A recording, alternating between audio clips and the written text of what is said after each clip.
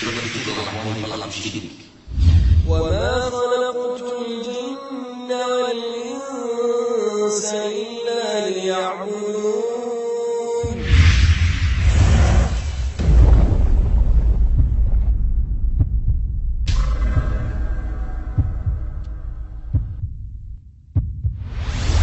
Hai saudara-saudaraku yang telah menjadikan akal dan jimatnya sebagai pemberi rezekinya dan memiliki keyakinan penuh bahwa lapangnya rezeki gara-gara cincin yang ada di tangannya, gara-gara keris yang ada di rumahnya, yang dia mandikan dan beri parfum setiap malam Jumat Kliwon. Pikir sedikit.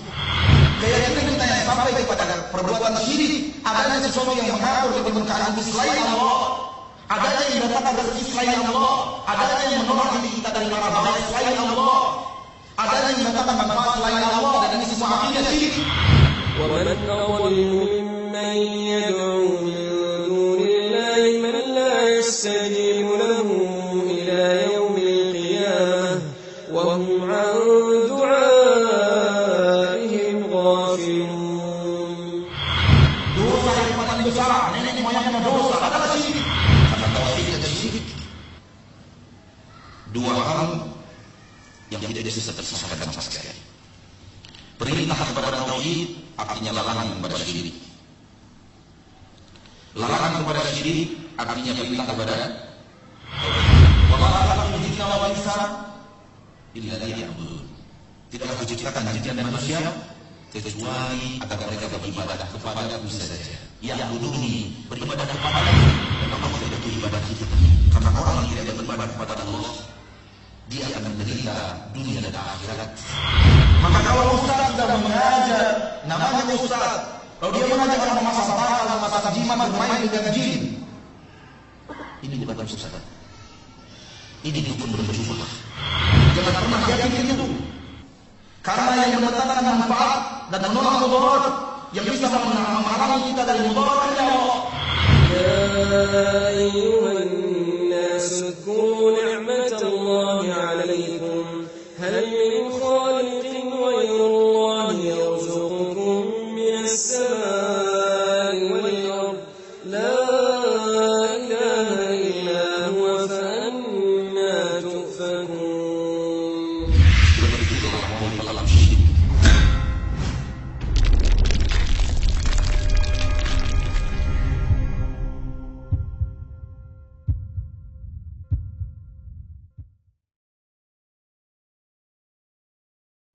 Innal hamdalillah nahmaduhu wa nasta'inuhu wa nastaghfiruh wa na'udzu billahi min shururi anfusina wa min sayyiati a'malina. Man yahdihillahu fala mudilla lahu wa man yudlil fala hadiya lahu. Asyhadu an la ilaha illallah wahdahu la syarika lahu وأشهد أن محمدا عبده ورسوله صلى الله عليه وعلى آله وأصحابه ومن تبعهم بإحسان إلى يوم الدين وسلم تسليما كثيرا. يا أيها الذين آمنوا اتقوا الله حق تقاته ولا تموتن إلا وأنتم مسلمون. يا أيها الناس اتقوا ربكم الذي خلقكم من نفس واحدة وخلق منها زوجها وبث منهما رجالا كثيرا ونساء واتقوا الله الذي تساءلون به والأرحام إن الله كان عليكم رقيبا. يا أيها الذين آمنوا اتقوا الله وقولوا قولا سديدا يصلح لكم أعمالكم ويغفر لكم ذنوبكم ومن يطع الله ورسوله فقد فاز فوزا عظيما. أما بعد فإن أصدق الحديث كتاب الله وخير الهدي هدي محمد صلى الله عليه وسلم وشر الأمور محدثاتها فإن كل محدثة بدعة وكل بدعة ضلالة وكل ضلالة في النار.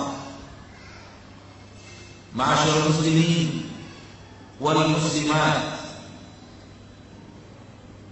rahimani wa rahimakumullah. Segala puji dan syukur hanyalah milik Allah Subhanahu wa taala. Dan Allah Subhanahu wa taala satu-satunya yang paling berhak untuk dipuja dan dipuji. Sebab apapun nikmat yang kita rasakan, sebenarnya itu adalah nikmat yang Allah datangkan di dalam hidup kita. Allah berfirman, "A'udzu billahi minasyaitonir rajim. Wa ma bikum min ni'matin fa min Allah." Apapun yang ada pada kalian daripada nikmat, semuanya datang dari Allah Subhanahu wa taala. Dan kita tergantung 100% kepada Allah Subhanahu wa taala. Kita bisa menjadi diri kita yang sekarang karena kita punya mata. Tidakkah kita bertanya siapa yang menciptakan mata untuk kita? Kita bisa menjadi diri kita sekarang karena kita punya lisan. Tidakkah kita berpikir siapa yang menciptakan lisan itu untuk kita? Kita bisa menjadi diri kita sekarang karena kita punya jantung, paru-paru, ginjal, usus, darah. Tidakkah kita berpikir siapa yang telah menciptakan semua itu untuk kita? Kita bisa menjadi diri kita yang sekarang karena kita membutuhkan oksigen dan kita menghirup oksigen setiap saat. Tidakkah kita berpikir siapa yang telah menciptakan oksigen itu untuk kita? Maka manusia, bahkan seluruh alam, tergantung kepada Allah 100% dan bergantung kepada Allah 100%. Allah berfirman, "A'udzu billahi minasyaitonir rajim. Bismillahirrahmanirrahim. Qul huwallahu ahad. Allahus samad." Katakan wahai Rasul, katakan wahai Nabi kepada manusia, huwallahu ahad. Dialah Allah yang esa. Tidak ada tandingan baginya, tidak ada sekutu baginya, tidak ada yang membantunya, apalagi menyamainya. Allah Samad. Allah tempat bergantung segala sesuatu.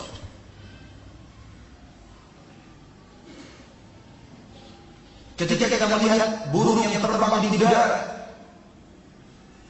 ingatlah firman Allah Subhanahu wa taala. Allah menerangkan, "Ma yumsikuhunna illa Rahman." Tidak ada yang menahan burung itu di udara kecuali Allah yang Maha Pengasih penyayang.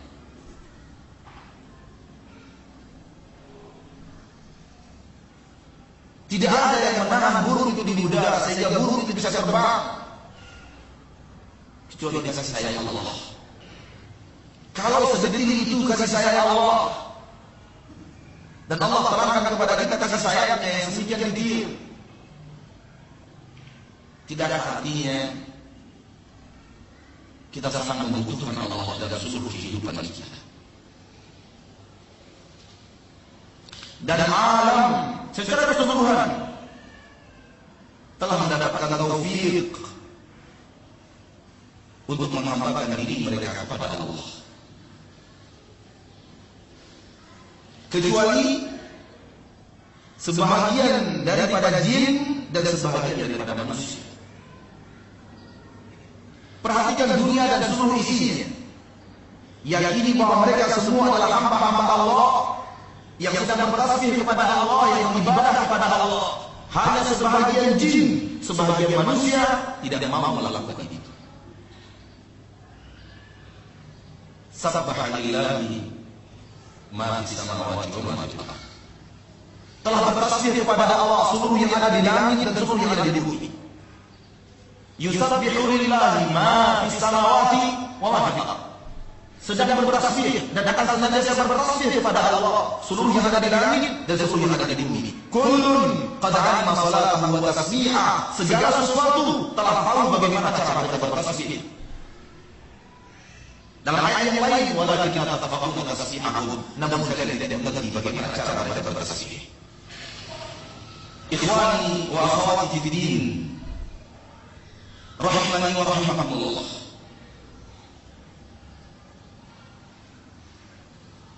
Sebagaimana yang antum memaklumi bersama bahwa pembicaraan kita sekarang adalah pembicaraan tentang tauhid, sekaligus pembicaraan tentang syirik.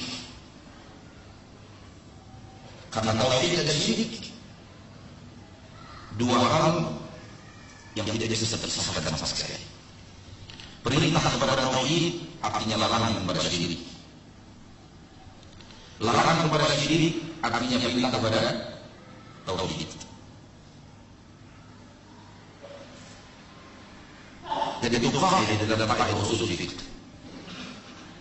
Al-amru bi syai' nahyun 'an dhiddihi. Wa nahyun 'an syai' amrun 'an dhiddihi.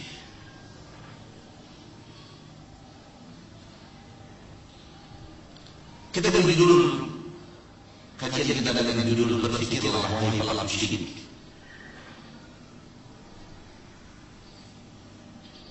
Seandainya manusia menggunakan sedikit logika sehat, seandainya manusia menggunakan 1 menit dalam sehari menggunakan logika sehatnya, maka dia akan terjerumus, tidak akan terjerumus dalam perbuatan syirik.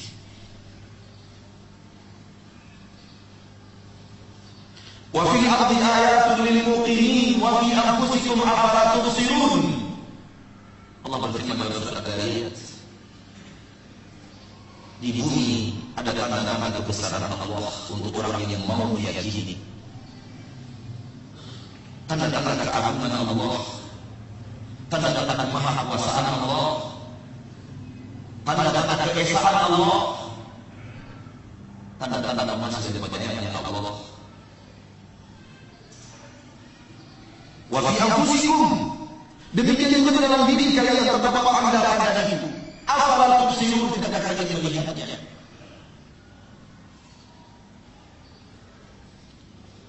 Para spesialis tulang sampai sekarang belum kelar membicarakan dan mengkaji tentang tulang manusia.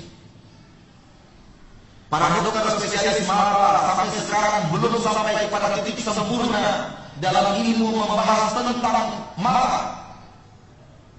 Tidakkah kita sedikit berpikir sejenak, siapa yang pernah menciptakan tulang dan mata itu? Sampai kita orang-orang pintar berkumpul di seluruh dunia, ilmu kita tidak kuat untuk membahas sesuatu yang telah ada. Berarti yang menciptakannya adalah yang maha mengetahui dan maha hebat. Tapi kenapa banyak spesialis yang sombong kepada Allah? Dia kaya raya dengan mempelajari mata dan mengobati mata manusia dengan izin Allah. Tapi setelah dia kaya apa katanya, kita dokter ini gak butuh kepada Tuhan. Yang butuh Tuhan hanya orang-orang miskin.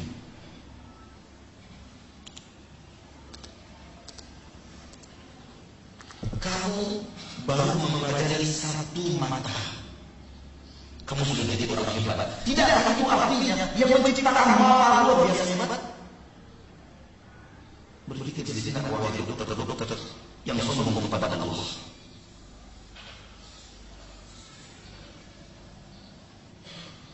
Amerika merasa bangga, motor mereka, mesin mereka sudah sampai ke Mars dan mendapatkan obat-obat dari Mars. Hai Amerika, tidak akan berpikir siapa yang menciptakan Mars? Kamu baru sampai di Mars saja, sombongnya luar biasa. Siapa yang menciptakan Mars? Berpikir saja. Dan bagi kami umat Islam, kamu sampai di Mars belum ada apa-apanya. Kami baru mengatakan kamu hebat kalau motormu sampai di matahari.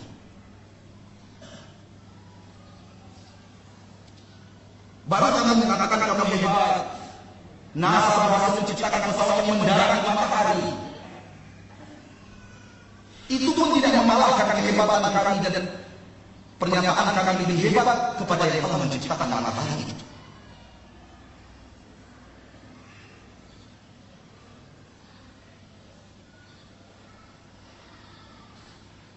Anda selama ini menikmati sayur mayur.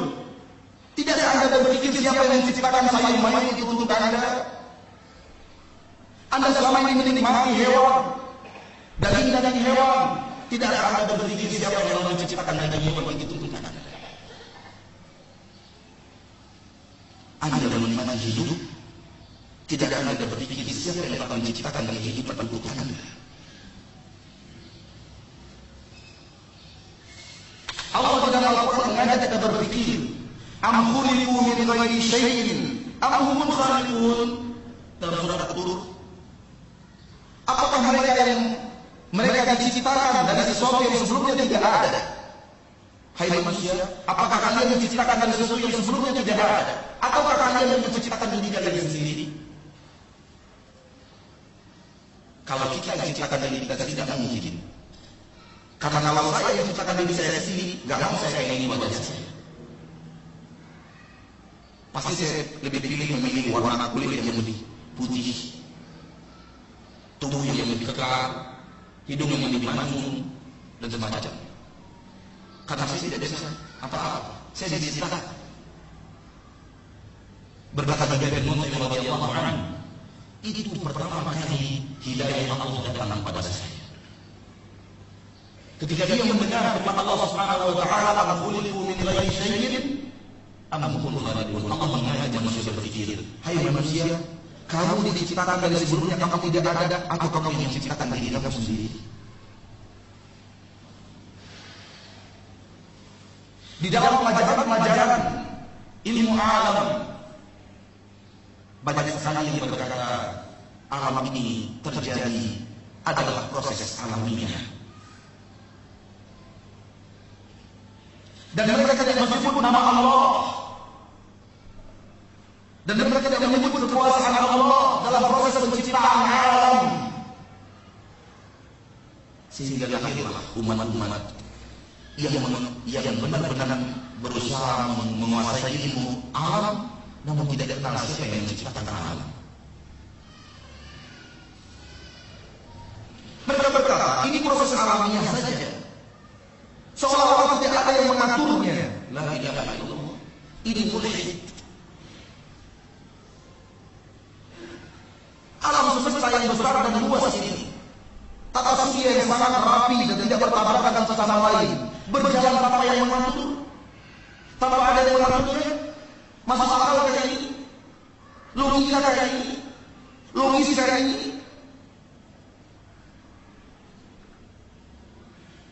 Kalau ada bertemu dengan orang yang seperti itu, bawa dia ke sebuah kebun yang pohon-pohonnya tertata dengan rapi, jarak satu pohon dengan pohon yang lainnya seimbang, dipandang lurus, pohon rapi dipandang ke kiri, pohon rapi dipandang ke kanan, pohon rapi dipandang ke kiri, pohon rapi disusun dengan sedemikian rupa.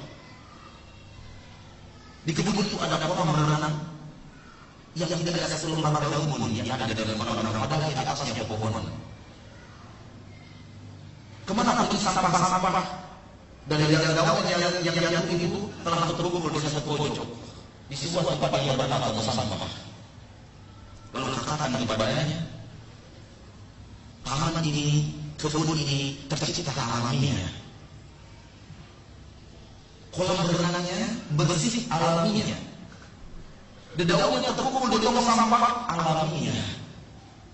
Dia akan berkata, kamu gila apa? Katakan kepadanya, kamu lebih gila lagi. Kalau sebuah taman yang kecil tertata dengan rapi, tidak mungkin tanpa ada yang menatanya. Akankah jagat raya ini yang katanya miliaran bintang ini tertata tanpa ada yang menatanya? Berjalan rapi tanpa ada yang mengaturnya? Apakah yang tidak logis menurut Anda ada sebuah pohon yang tertata rapi dengan kolam renang yang bersih, dengan sampah yang tertumpuk di satu tempat? Menurut Anda tidak logis kalau itu tidak ada yang mengaturnya, dan logis apabila alam semesta ini tidak ada yang mengaturnya?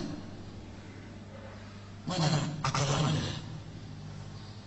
Mana pikiran Anda? Katanya Anda profesor. Profesor apa ini?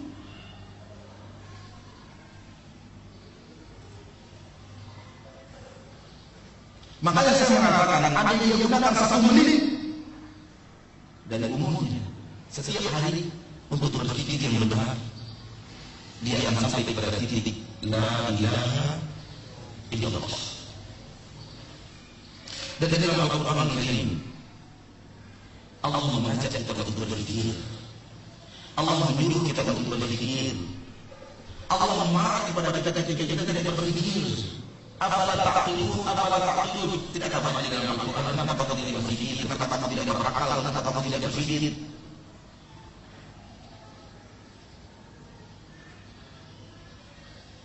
Allah menurunkan Al-Quran agar kita berpikir. Allah berfirman di dalam surat Yusuf ayat 2, Inna anzalnahu Qur'anan Arabiyyan la'allakum ta'qilun. Kami turunkan Al-Quran itu berbahasa Arab. Mudah-mudahan dengannya kalian bisa berpikir. Kalian gunakan otak kalian. Kalian gunakan kejeniusan kalian. Agama Islam bisa diterima oleh orang yang tidak jenius, apalagi oleh orang yang jenius. Namun kenapa banyak orang jenius yang susah untuk menerima Islam? Sehingga profesor-profesor ahli alam, ahli strategi, ahli lain, agamanya agama kufar. Diceritakan dalam sebuah buku, terjadi sebuah seminar ilmiah di kota Riau dengan pembicara profesor ahli vulkanik dari Oxford University. Setelah dia memaparkan panjang lebar, ada seorang jani yang bertanya kepadanya, Profesor, saya mau tanya, kapan baru ilmuwan vulkanik tahu dan sampai pada titik ilmu bahwa ternyata keberadaan gunung itu adalah pasar daripada bumi? Dengan anak-anak profesor itu berkata, itu baru ditemukan 30 atau 40 tahun yang lalu. Sang dai berkata, bagaimana kalau saya beritahu kepada Anda bahwa Nabi saya Muhammad SAW sudah menyatakan lebih daripada 1400 tahun yang lalu bahwa keberadaan gunung-gunung itu adalah pasar satu bumi? Katanya yang mungkin.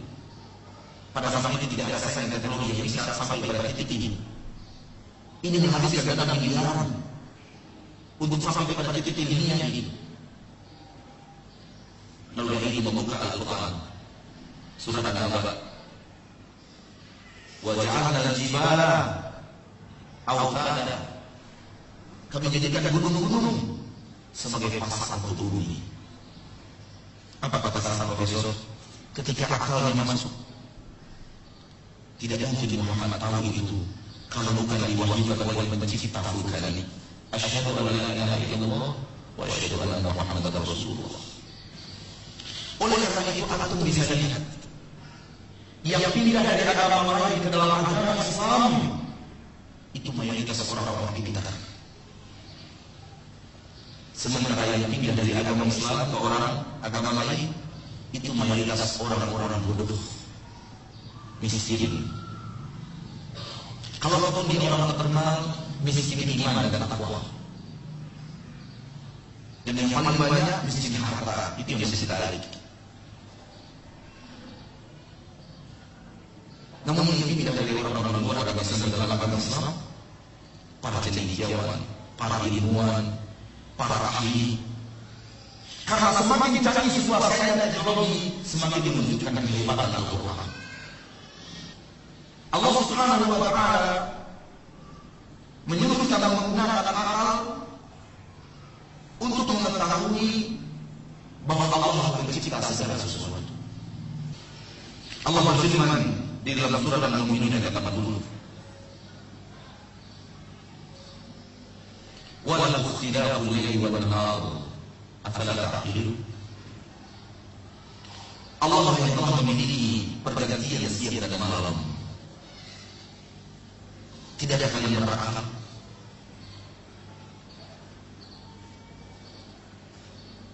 Di dalam surah Al-Baqarah ada ayat yang masyhur.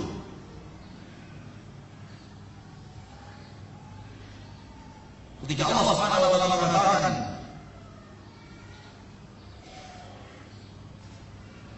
perputaran siang dan malam, awan yang ada di antara bumi dan langit, semua itu tanda-tanda kebesaran Allah untuk orang-orang yang berakal. Allah menciptakan segala sesuatu dan Allah menyuruh kita untuk melihat itu dengan akal kita yang sehat, dengan pikiran kita yang sehat. Orang-orang kufar merasa setelah kematian tidak mungkin ada hari dibangkitkan, karena menurut mereka enggak logis ada orang mati kemudian hancur, tubuhnya menjadi tanah, tidak bisa dibedakan mana yang daging dia mana yang tanah, kemudian dibangkitkan lagi menjadi hidup sedia kala. Enggak masuk logika kata mereka. Allah menantang mereka pakai logika. Di dalam surat Yasin ayat 79 Allah mengatakan, A'udzu billahi minasy syaithanir rajim. Wa daraba lana mathala wa nasiya khalqa. Qala man yuhyi al-'idhama wal yamin qul yuhyiha alladhi ansha'aha awwala marrah wa huwa bi kulli khalqin 'alim.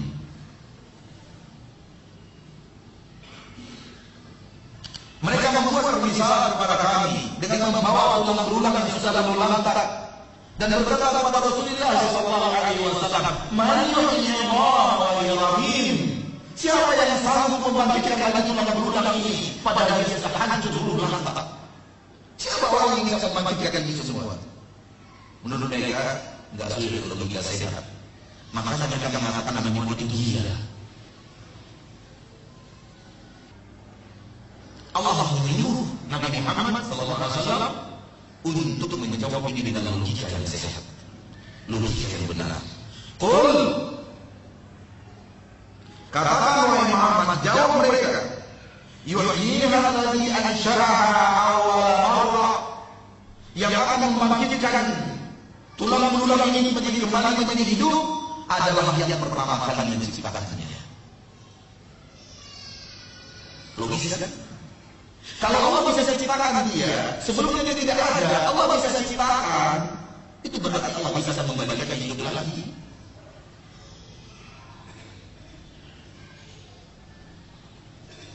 Kalau sebelumnya kita tidak ada, sekarang kita menjadi ada. Setelah kita tidak ada lagi, apa berarti lagi Allah untuk menjadikan kita ada lagi? Dan Allah mengatakan membangkitkan manusia setelah hari kiamat terjadi ahwanu alaih, lebih mudah bagi Allah daripada menghidupkan pertama mati. Tidakkah Allah telah menunjukkan kepada kita Allah Maha bisa atas segala sesuatu? Tidakkah kita mendengar Nabi Musa yang dikejar oleh Fir'aun? Tidak ada tempat lari. Lalu Allah belahkan untuk mereka laut. Laut terbelah. Air menjadi terowongan yang sangat mudah untuk ditempuh. Dan perpisahan air itu tidak bisa masuk logika manusia. Air yang bisa terbentuk membelah menjadi jalan. Sehingga di kiri ini air yang menggunung, di kanan ini air yang menggunung, di kiri kita air yang menggunung, ada jalan di tengah-tengahnya. Fadhila lahu tariqan fil bahri yabasa. Ketika air berpisah, jalan itu langsung menjadi kering. Langsung menjadi kering. Tidakkah ini telah menggambarkan kepada kita tentang kemampuan Allah yang Maha Bisa atas segala sesuatu? Siapa yang mampu memegang laut? Kalau bukan pencipta laut itu sendiri. Siapa yang bisa langsung mengeringkan jalan yang baru saja berpisah dari air, selain menciptakan basah dan kering? Logika. Nabi Ibrahim akan dilemparkan oleh orang-orang kufar ke dalam kobaran api yang menyala.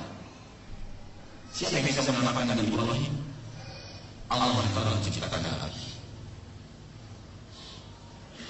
Tidakkah ini telah menunjukkan kepada kita Allah Maha Bisa atas segala sesuatu? Hal yang menurut kita mustahil, Allah telah buktikan ada. Dan dalam Al-Quran Allah bercerita tentang orang yang Allah hidupkan setelah Allah matikan. Betul atau tidak? Salah satu di antara bernama Khalid. Di antara mereka adalah Bani Israil. Di zaman Nabi Musa, di zaman Nabi Isa. Setelah Allah wafatkan mereka mati. Menurut kita, nggak logis kalau dia hidup lagi. Allah hidupkan lagi. Di antaranya adalah penciptaan burung. Ketika Nabi Ibrahim minta kepada Allah tunjukkan bagaimana engkau menciptakan makhluk, wahai Allah. Allah katakan, ambil burung, cincang-cincang letakkan ke gunung-gunung. Panggil dia, burung datang lagi.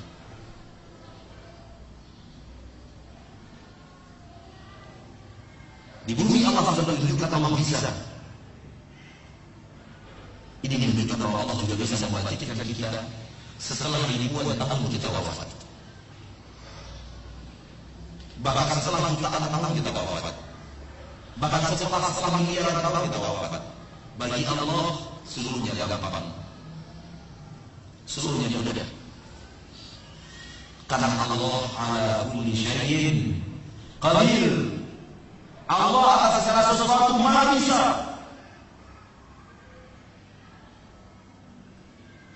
Allah atas segala sesuatu Maha Bisa. Tentang adanya hari kiamat, hari berbangkit, hari pembalasan, sangat logis, sangat logis. Allah mengajak kita untuk berpikir. Adanya hari berbangkit itu logis, masuk akal. Allah berfirman dalam Al-Quran Al-Karim, "Afataj'alul muslimina kal mujrimin, ma lakum kaifa tahkumun?" Akankah kami menjadikan orang muslim sama dengan orang mujrim? Mujrim artinya pelaku dosa dan maksiat. Apakah kami menjadikan orang muslim yang taat, yang patuh kepada Allah, yang menjalankan ketaatan kepada Allah, berhenti dari perbuatan maksiat? Akankah kami samakan dia dengan orang-orang mujrim yang ketika Allah perintahkan dia tidak mau menjalankan, ketika Allah melarang itu yang menjadi hobi dan kesukaan? Setelah mati sama saja. Malah kalian tahkumun. Ada apa dengan kalian? Bagaimana kalian membuat keputusan? Kalau tidak ada hari berbangkit, hari pertanggungjawaban setelah kematian, itu artinya orang taat dengan orang bejat sama-sama. Tidak ada apa-apa. Logisnya itu. Logisnya Allah samakan antara Nabi Muhammad dengan Fir'aun. Sehingga setelah wafat tidak ada hari berbangkit, tidak ada hari pertanggungjawaban, tidak ada surga dan neraka. Sehingga akhir daripada perjalanan Nabi Muhammad dan akhir daripada perjalanan Fir'aun sama. Logisnya itu.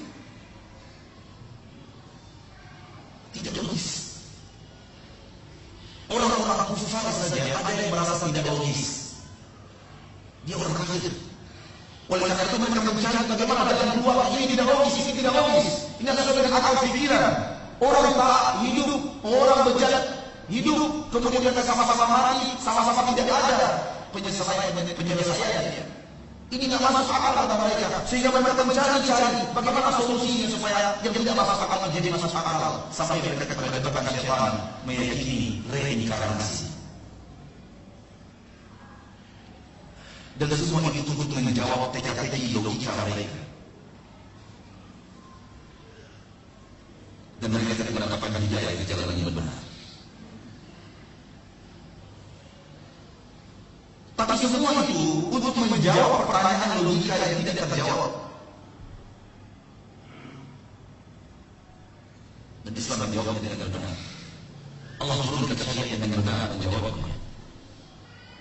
Dalam ayat yang lain Allah berfirman, "Amma alladzina amanu wa 'amilus shalihat kanu mufsidina fil ard am naj'alul muttaqina kal fujjar?"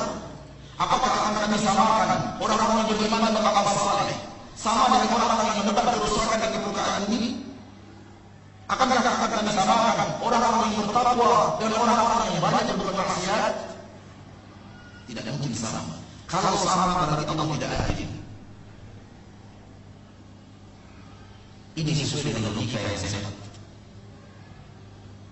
Ini sesuai dengan logika yang sehat. Ma'asyarul muslimin, intinya adalah masih banyak dari ini saya tidak ungkapkan. Akan tetapi intinya adalah kalau kita gunakan akal kita dengan sebenar-benarnya, maka kita akan sampai kepada titik la ilaha illallah. Kita akan sampai kepada titik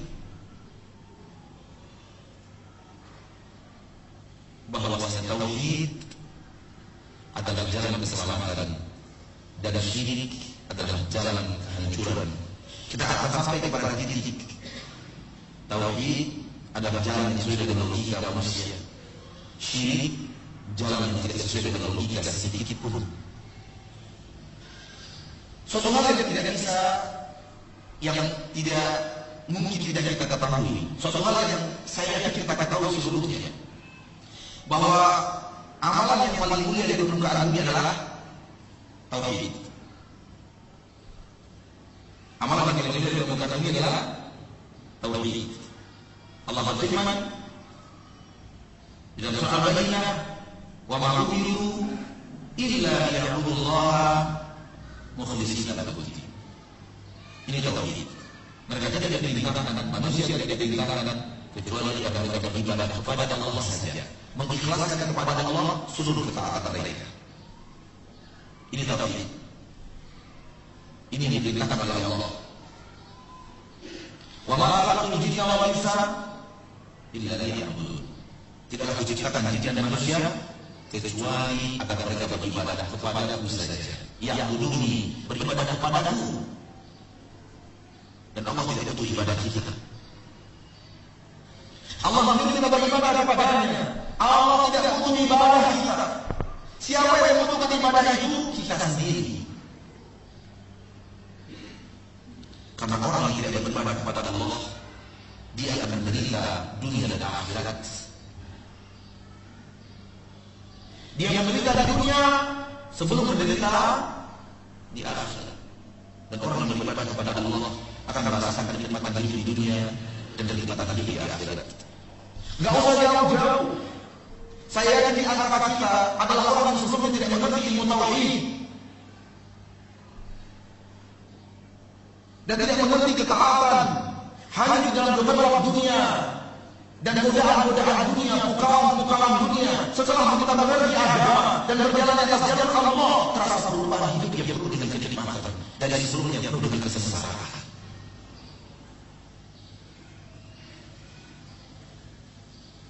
Bukanlah lapangan hidup kita yang penuh dengan maksiat.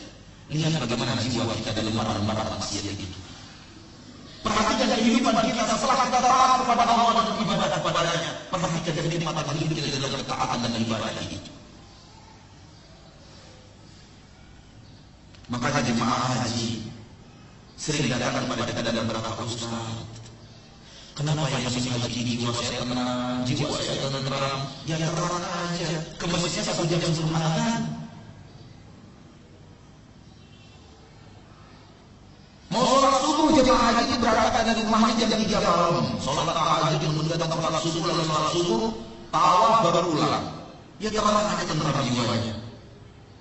Karena banyak ibadah, pandangan terjaga daripada maksiat, di sana tidak mau bicara orang lain, sedikit dia lihat astagfirullah, astagfirullah, astagfirullah. Takut haji tidak kabur, tangannya tidak pernah menyakiti orang, tidak pernah menulis kwitansi palsu.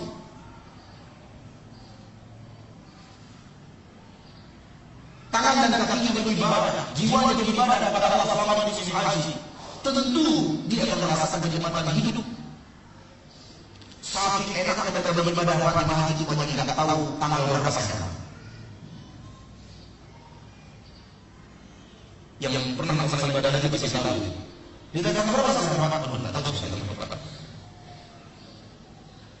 Saking nikmatnya beribadah, nikmatnya hidup di musim haji, tenangnya jiwa di musim haji. Jemaah haji tanya, hari apa sekarang Pak? Senin apa Selasa ya? Nggak tahu, haji pun nggak tahu lagi. Ketika kita fokus ke akhirat, fokus bukan berarti mencapai dunia. Fokus ke akhirat bukan berarti apa? Mencapai dunia. Jemaah haji itu, walaupun mereka nggak tahu tanggal lagi, nggak tahu hari kadang-kadang, namun kalau sudah pulang usai wajib kita katakan hari itu. Kurma beli sekian kilo, oleh-oleh untuk anak sekian kilo, over itu. Itu artinya mereka tidak akan meninggalkan dunia. Mereka tidak akan meninggalkan dunia. Ke Masjid Kuba kita bawa ke Masjid Kuba, itu 15 menit waktu saya berikan kepada bapak dan ibu-ibu, tidak ada yang protes. Tapi kalau dibawa ke kebun kurma, pasar kurma, 15 menit protes semua. Dunia tidak bisa dilupakan. Dunia ada di dalam dada.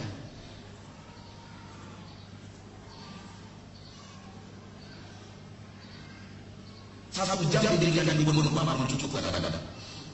15 menit di Masjid Kuba kelamaan.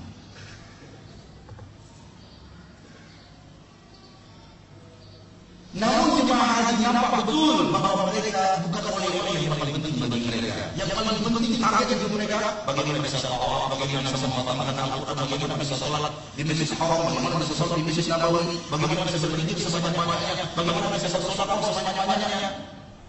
Lihat ketika target kita adalah akhirat, timbul kedamaian dan ketenteraman di dalam jiwa yang luar biasa. Kemudian jemaah juga bertanya, kenapa di Indonesia tidak bisa seperti ini Pak?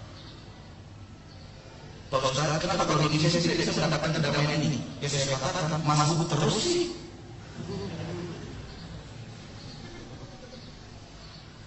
Bagaimana mungkin Anda bisa mendapatkan kedamaian itu?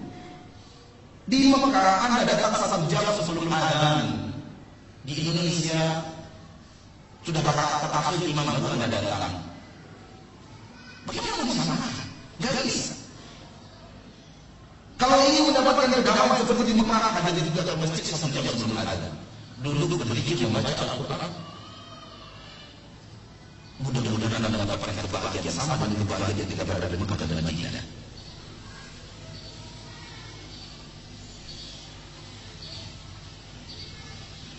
Saya nggak tahu kenapa saya bicara ini tadi.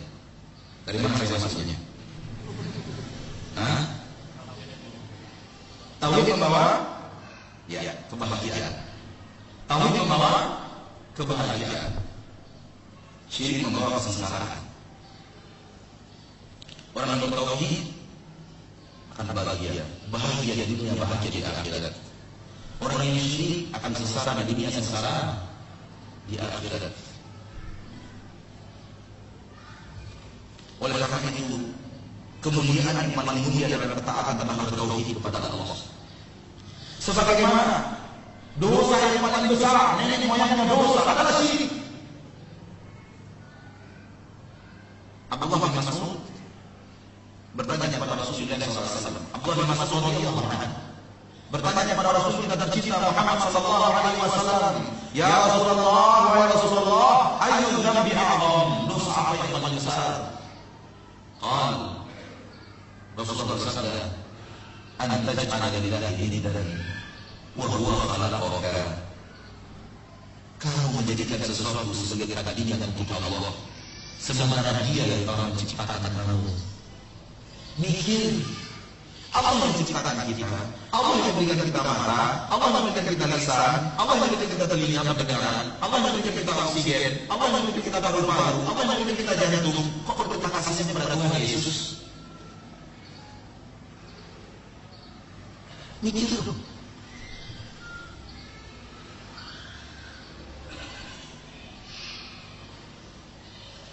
Allah yang melakukan itu untuk kita semua. Hidup kita dari Allah yang menjalankan, Allah yang mengaturnya.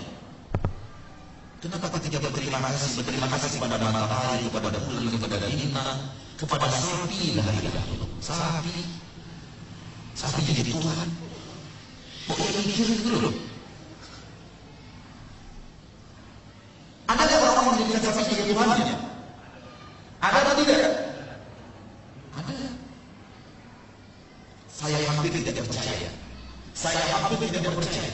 Ada orang teman saya.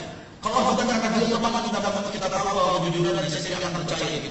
Dulu ketika masih kuliah dia mengatakan orang India di India itu ada penyembah tikus.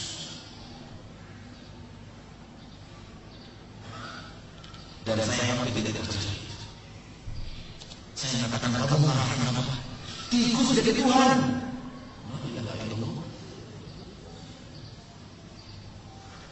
Dan saya semakin percaya. Ketika suatu hari di rumah mertua, saya menyaksikan metro meliput penyembah tikus. Kalau ada yang dengan orang metro, coba lihat file-file yang lama lagi. Ketemu itu. Metro meliput penyembah tikus di India. Di dalam sebuah majalah di atas pesawat saya membaca ada penyembah cicak di Takakarau, Sumatera Utara. Boleh mikir Tuhan dengan cicak dengan Tuhan. La ilaha illallah. Mau kemana akal itu? Kata mereka cicak itu pembawa berkah di dalam hidup, cicak itu begini. Sehingga rumah mereka harus ada tempat cicaknya. Kalau mereka ingin melakukan hukuman, harus dipukul melalui pegetungan yang ada di rumah cicak di atasnya, supaya jin-jin yang hilang boleh dibunuh. La ilaha illallah. Cicak jadi Tuhan. Hai saudara-saudaraku yang telah menjadikan mata dan jimatnya sebagai pemberi rezekinya dan memiliki keyakinan penuh bahwa lapangnya rezeki gara-gara cincin yang ada di tangannya, gara-gara keris yang ada di rumahnya, yang dia mandikan dan beri parfum setiap malam Jumat Kliwon. Pikir sedikit loh. Apa iya yang cincin ada yang membuka rezeki itu? Apa iya kakak-kakak ada yang jimat anda dan keris anda yang telah membukakan pintu rezeki kepada anda? Apa yang membukakan pintu rezeki itu? Allah. Inna Allah huwa Razzaq. Sesungguhnya Allah dialah yang maha memberi rezeki. Tidak ada yang memberi rezeki selain Allah. Lalu kenapa ada saudara-saudara kita yang sangat yakin rezekinya terbuka, pintu rezekinya terbuka karena dia memakai cincin keramat, karena di rumahnya ada keris keramat? Apa iya cincin itu yang memberi kita rezeki? Apa iya rezeki yang memberi kita rezeki? Mikir dong. Mana logika Anda? Tidak sedikit orang-orang yang pakai tangkal dan yakin betul bahwa tangkal itu yang telah mengamankan dari mana bahaya. Sebagian yang ada benang-benang berbuhul, tulisan-tulisan yang tak apa artinya. Memang sebenarnya orang Arab, bahasa Arab, tapi orang Arab tidak bisa baca. Fa-nya ada 10, waw-nya ada 15, la-nya ada 13. Mana ada bahasa Arab?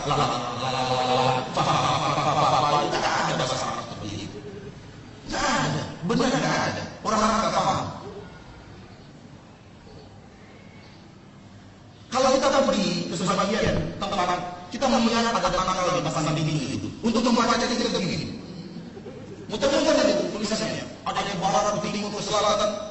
Terus ada yang ini, ada yang ini. Dia mau membaca itu. La ilaha illallah. Ini telah kita kasih kertas, keris. Ini telah menjaga seorang kita supaya orang yang tidak masuk dengan serangan-serangan gaib. Tidak sama sekali. Jangan pernah yakin itu. Karena yang mendatangkan manfaat dan menolak mudarat, yang bisa menghalangi kita dari mudarat dari Allah.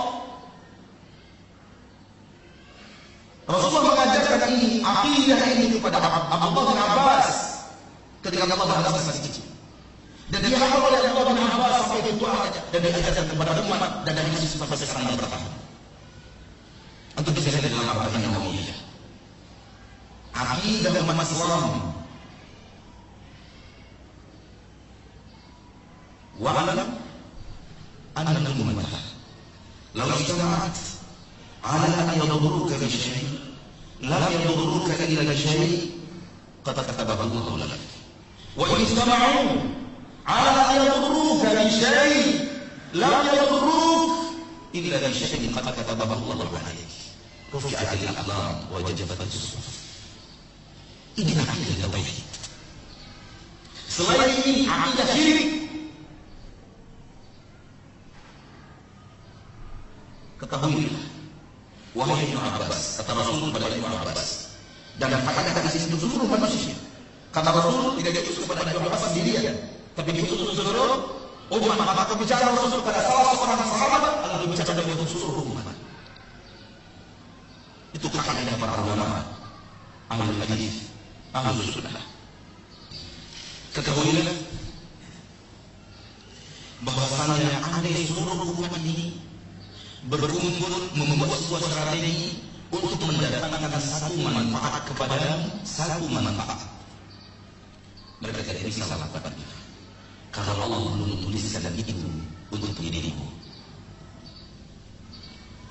Kalau mereka berkumpul, umat seluruhnya berkumpul untuk memberikanmu satu mudarat, satu hal yang tidak baik, satu hal yang tidak kau sukai, mereka tidak akan sanggup kalau Allah belum tuliskan itu.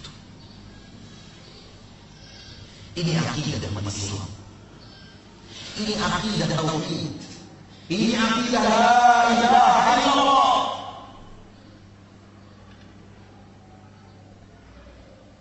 Yang menolak bahaya dari kita bukanlah jimat dan nakal.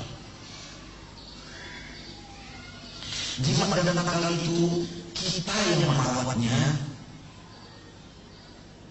Kita simpan baik-baik di lemari, dikunci, lemari dikunci lagi, dikunci lagi, dipasang wangi-wangian, malam Jumat Kliwon dimandikan. Mana ada Tuhan dimandikan? Di mana?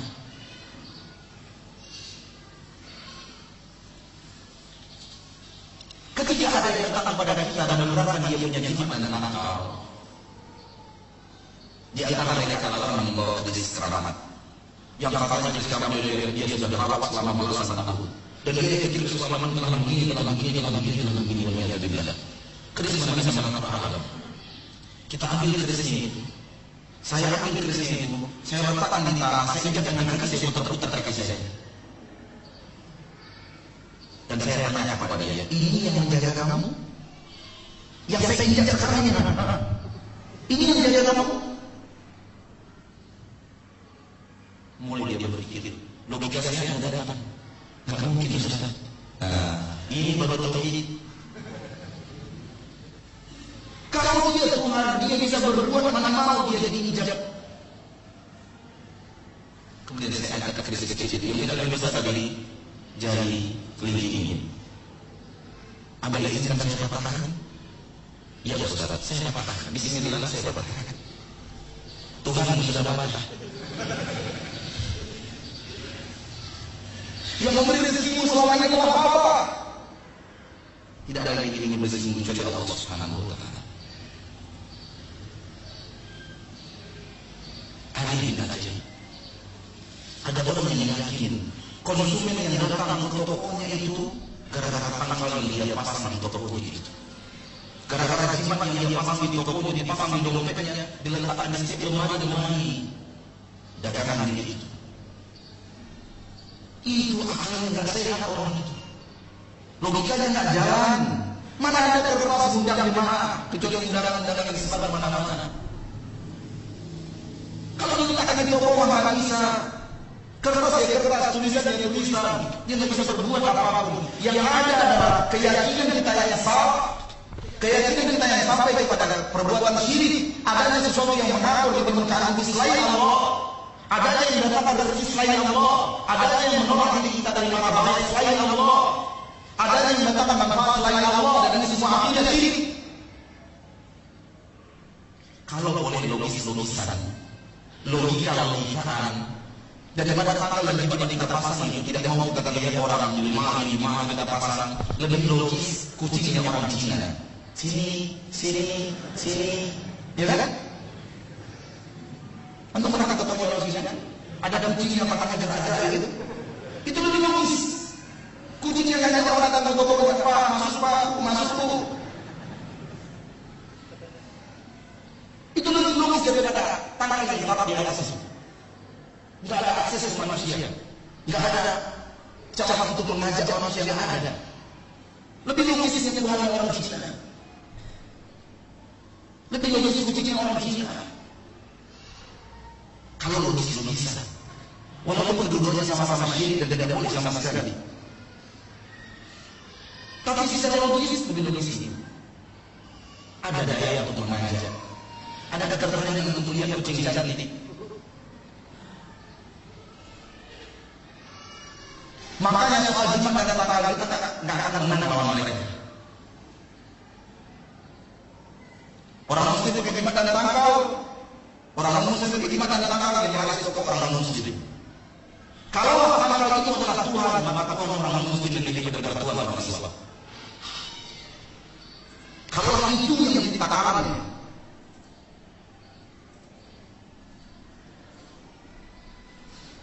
kenapa bagi orang lain pakai tanggal? Usahanya laris, bukan orang Islam. Kenapa orang Islam yang pakai tanggal usahanya maju-maju? Kalau dia yang mendatangkan rezeki sebenarnya, tentu dia bisa membukakan rezeki. Dia yang lebih berhak untuk menjadi orang benar. Maka ini pelajaran-pelajaran yang dianggap umat Islam dari orang di luar agama Islam.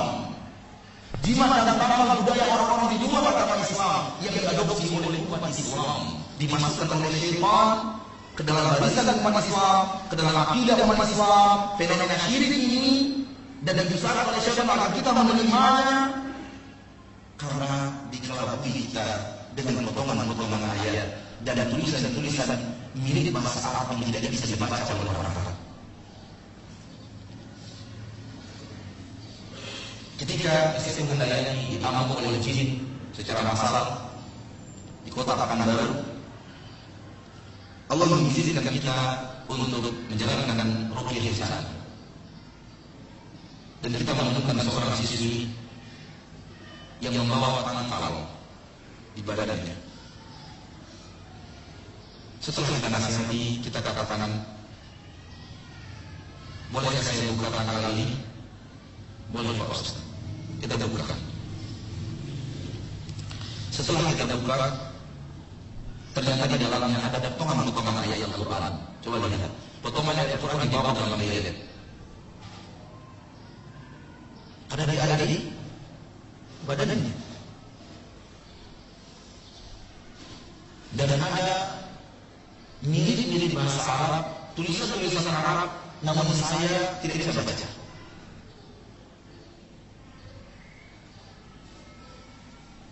Saya bertanya, siapa yang memberikan kamu ini?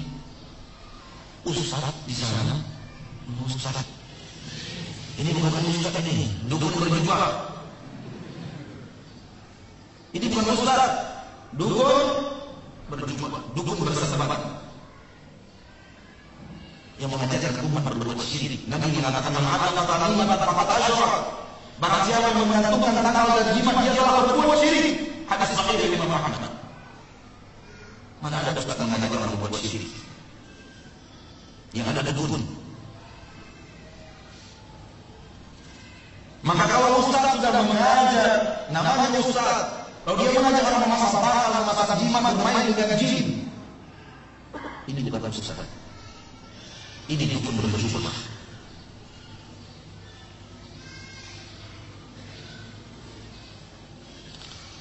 Seperti yang saya katakan tadi, di dalam tanggal itu ada potongan-potongan ayat Al-Quran dan ada bahasa Arab yang tidak dimengerti oleh orang Arab. Di antara yang saya mengerti dari bacaan itu, ada yang sampai sekarang saya masih hafal. Ya Sallallahu ya malqa, ya mustalsa. Wahai salqa, wahai malqa, wahai mustalsa. Ini nama siapa?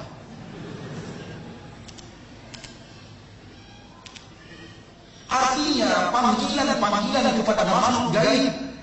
Rasanya nggak ada manusia namanya mustalsa ini. Ini nama yang dipanggil untuk menjaga anak ini. Nama yang dipanggil untuk menjaga anak ini. Nama siapa ini? Nama jin. Berarti ustaz yang memang betul dengan alam jin, berteman dengan jin, memiliki khadam dari kaum jin, dan itu terlarang dan kesesatan dalam agama Islam. Makanya saya tidak mengatakan dia ustaz, saya mengatakan dia dukun berjubah. Ada minimal 6 marah bahaya besar yang siap menanti orang yang berbuat syirik dan tidak taubat dari syiriknya sampai mati. Sampai dia meninggal dunia tidak taubat dari syirik. Minimal ada 6 marah bahaya besar. Pertama, ketika dia berbuat syirik itu, pada saat itu dia keluar dari agama Islam.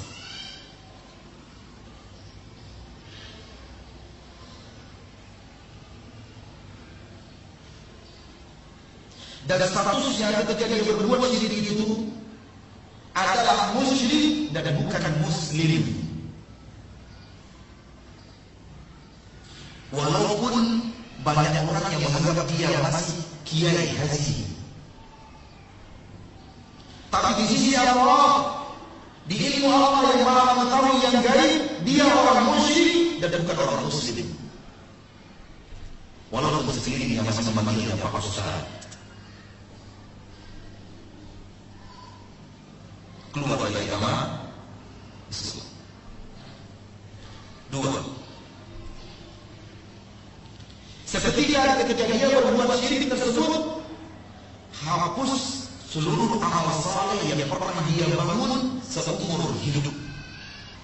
Salatnya selama 60 tahun hilang pahalanya. Puasanya selama 60 tahun hilang pahalanya. Sedekahnya selama 60 tahun, zakatnya selama 60 tahun hilang pahala itu. Semuanya hilang. Berbaktinya pada orang tuanya hapus. Salat tahajudnya 60 tahun hilang, pahala itu hilang. Allah berfirman dalam Al-Quran, surah Az-Zumar ayat 65.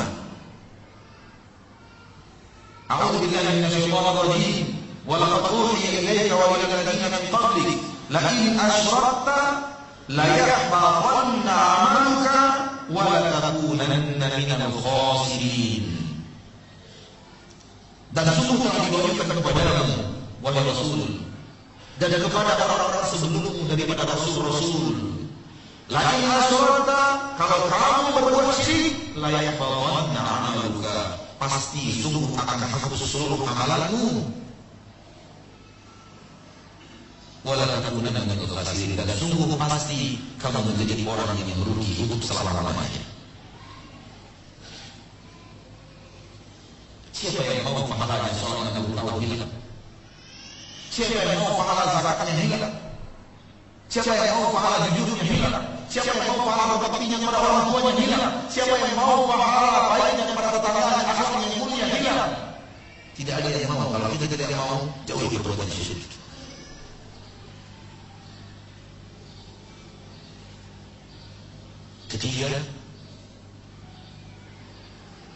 Ketika dia terjerumus ke dalam kesyirikan itu, seandainya ada khilafah Islamiyah yang benar, diizinkan kepada khilafah Islamiyah ini untuk membunuhnya dan mengambil hartanya untuk Baitul Mal. Darahnya halal, hartanya halal. Seandainya ada khilafah Islamiyah yang benar, maka orang yang seperti ini dipanggil, disuruh taubat selama 3 hari dalam perjalanan. Mau dia taubat, dikembalikan sebagai seorang muslim ke permukaan bumi. Tapi kalau dia tidak mau taubat, dipenggal kepalanya, diambil seluruh hartanya.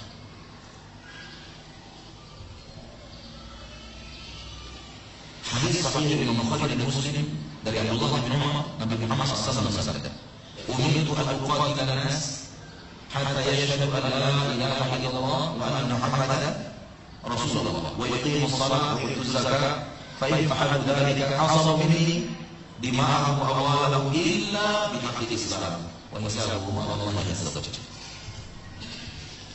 Aku diperintahkan untuk memerangi manusia sampai dia mereka bersaksi la ilaha illallah wa anna Muhammadar Rasulullah, mendirikan salat, menunaikan zakat. Apabila mereka mengerjakan itu, mereka memelihara dari diriku jiwa-jiwa mereka dan harta-harta mereka. Kalau mereka keluar dari jalur la ilaha illallah, jiwa mereka tidak aman, harta mereka tidak aman. 4. Ketika dia wafat dengan melakukan dosa syirik dan tidak bertobat sebelum dia wafat, karena kalau orang bertobat sebelum wafat Allah terima. Kalau orang bertobat dari dosa syirik sebelum dia wafat, Allah akan terima walau 1 hari sebelum wafat, walau 2 jam sebelum wafat, Allah terima taubatnya. Kalau dia sisi tobat daripada syirik. Karena Allah tidak akan ampunkan itu berlalu di akhirat. Dengan bukti, tidakkah kita melihat sebahagian sahabat-sahabat Nabi pernah terjerumus dalam kesyirikan? Jawabannya adalah ya tidak. Ya. Pernah terjerumus dalam dunia kesyirikan. Dan ketika mereka taubat, Allah terima taubatnya, bahkan menjadi manusia paling mulia setelah para nabi dan rasul. Ini menunjukkan Allah menerima taubat orang yang berbuat syirik, andai taubat itu dikerjakan di mana? Di dunia. Qul li ibadiy alladziina asrafu 'ala anfusihim la taqnatu min rahmatillah innallaha yaghfiru dzunuba jami'an. Allah mengampunkan dosa semuanya. Semuanya Allah ampunkan. Kalau kita bertobatnya di dunia. Termasuk dosa syirik. Yang keempat, apabila dia wafat membawa dosa syirik, Allah tidak akan ampunkan dosa syirik. Tidak ada pengampunan untuk orang-orang yang datang pada Allah dari akhirat pada mahsyar dengan membawa dosa syirik. Itulah firman Allah Subhanahu wa taala dalam Nisa ayat 119. Inna Allah la yaghfiru an yushraka bihi wa yaghfiru ma duna dzalika liman yasha'. Allah tidak akan mengampunkan dosa orang-orang yang berbuat syirik. Kapan? Ketika dia datang pada Allah dengan membawa dosa syirik. Anak-anak di dunia Allah ampun. Kalau dia bertaubat dengan serius, taubat nasuh. Wa yaghfiru ma duna dzalika, dan Allah mau mengampunkan dosa selain itu, selain dosa syirik itu. Liman yasha', untuk orang-orang yang Allah pilih dan Allah kehendaki.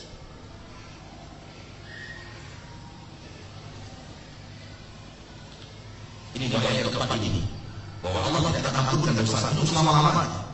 Bahaya yang kelima. Bahaya yang kelima, dia akan masuk neraka dan kekal di neraka untuk selama-lamanya. Orang yang wafat dengan membawa dosa syirik akan kekal di neraka Allah untuk selama-lamanya. Berapa selama-lamanya itu? 5.000 miliar tahun itu belum selama-lamanya.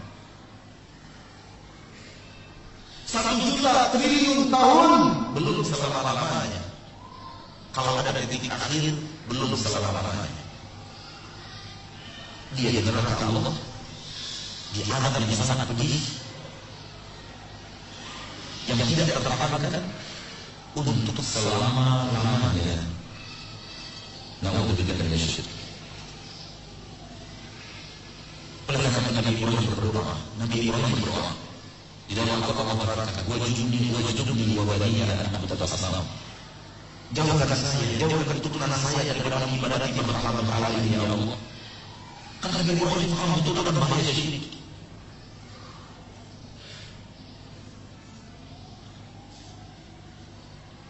Berkata Imam Ibnu Qutaibah, wa man ya'mal balagha Ibrahim, siapa orang yang lebih aman dari sentuhan fitnah syirik menuju Nabi Ibrahim?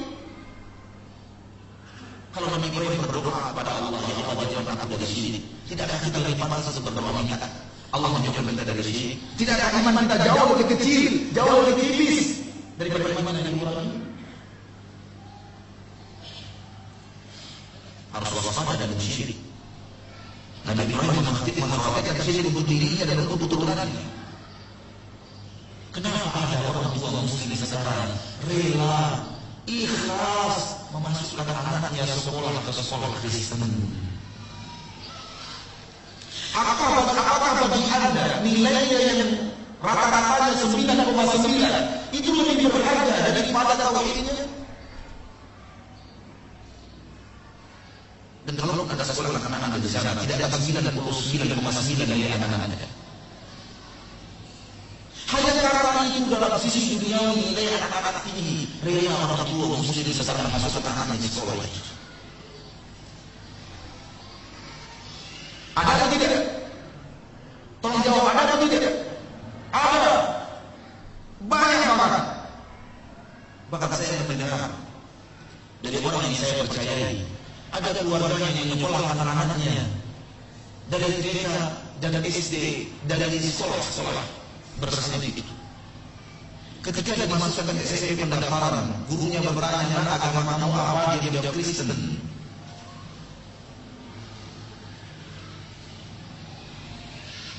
Kemudian pura-pura berdalih, itu kan cari dunianya saja, di belakang kita masukkan ke MDA. Dan yang konyol, selamatkan akidah anak-anak saudaraku. Lebih baik dia wafat menjadi tukang sapu masjid dan bertauhid dibanding dia wafat menjadi seorang presiden dan berbuat syirik. Karena ketika dia wafat menjadi seorang presiden dan berbuat syirik, dia akan kekal di neraka Allah untuk selama-lamanya. Dan kalau dia wafat sebagai penyapu masjid dan bertauhid, boleh jadi dia tidak pernah singgah di neraka Allah dan langsung masuk surga. Itu pun kita maunya presiden bertauhid lagi. Itu yang kita inginkan. Anak kita jadi presiden dan bertauhid. Kita ingin presiden dan presiden yang bertauhid. Menteri-menteri kita menteri yang bertauhid. Itu yang kita inginkan. Itu yang dibutuhkan Indonesia.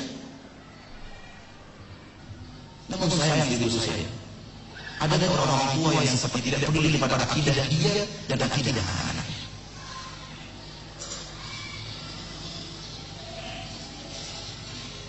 Ketika penduduk surga yang tidak siap neraka masuk surga, dan orang-orang kufar, orang-orang musyrik, dan orang-orang muslim bertauhid yang banyak berbuat maksiat masuk neraka, Allah perintahkan malaikat untuk mengangkat orang-orang mukmin itu dari iman yang paling besar, terus yang lebih kecil daripada itu, lebih kecil daripada itu, lebih kecil daripada itu, sampai kepada iman yang paling kecil sebesar di neraka, diangkat dari permukaan dari dalam api neraka dan dimasukkan ke dalam surga. Jangan menggantikan yang ini ya. Jangan menggantikan yang ini. Yang pertama yang digantikan. Apa-apa maksiat dikit. Toh pada akhirnya masuk neraka masuk surga juga. Siapa bilang? Belum tentu. Karena mungkin maksiat yang kata-kata itu dan masuk dalam dosa syirik kita tidak tahu. Kalau dosa Anda sedikit, saudaraku, katakanlah dosa Anda sedikit, dan Anda hanya seminggu di neraka Allah. Tahukah Anda, satu hari di neraka Allah itu hidupannya di permukaan bumi 1000 tahun. Itu artinya Anda dipanggang di neraka Allah 7000 tahun. Sebelum Anda masuk ke neraka Allah ini, ambil dulu ini, taruh di ketiak Anda. Sambung enggak? Kalau Anda tidak sanggup dengan api ini di ketiak Anda, jangan pernah berkata, udah gak masuk neraka sebentar juga apa-apa. Ada kaum muslimin sekarang begitu kita nasihati mereka daripada kemaksiatan. Apa katanya? Kan yang masuk neraka gua, karena kamu yang sewa. La ilaha illallah. Sebab ini katakan kepada neraka.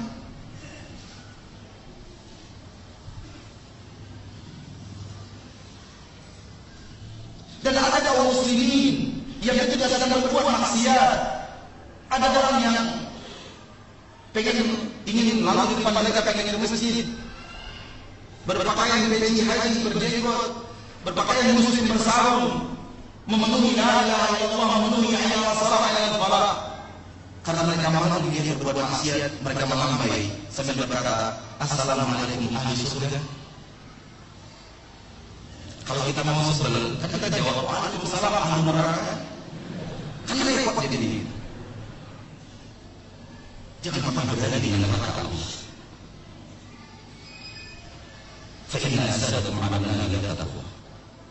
Jasad kalian tidak akan pernah sanggup untuk menahan persiapan di neraka. Nabi kita SAW bersabda, azab yang paling ringan di neraka Allah, azab yang paling ringan di neraka Allah, paling ringan itu hanya diletakkan di telapak kakinya bara api neraka. Hanya itu azab yang paling ringan. Itulah azab paling ringan di neraka Allah. Dalam riwayat lain dipasangkan dengan sendal yang tercipta dari bara api neraka. Itu azab paling ringan di neraka. Kata Rasulullah, dengarkan, wahai orang-orang yang tidak takut kepada neraka Allah, dengarkan Rasulullah bersabda, ketika kakinya menginjak bara api neraka itu, yali minha dimadu, otak yang ada di kepala mendidih kepanasan. Tahukah nama-nama mendidih? Pernah Anda melihat ayat yang mendidih masak sama istri Anda dari rumah? Bayangkan otak Anda dan mendidih hanya karena bara api diletakkan di kaki Anda. Anda tidak akan sanggup. Saya dan Anda tidak akan sanggup ke neraka Allah. Tidak ada manusia yang sanggup ke neraka Allah. Oleh karena jangan sombong, jangan pernah berlagu dengan neraka Allah. Allah akan memberikan kepada kita rasa takut kepada neraka yang pernah coba-coba berani pada neraka Allah.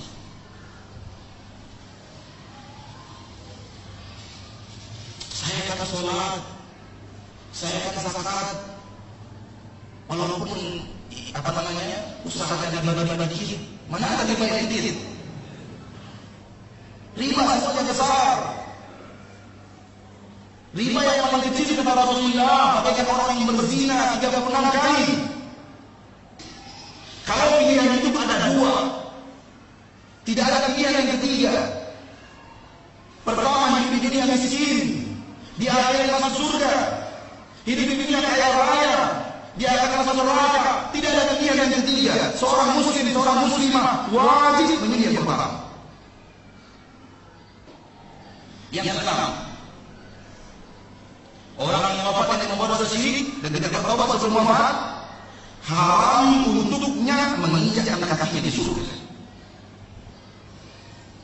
Untuk dalil yang kelima dan keenam, firman Allah dalam Al-Maidah ayat 72.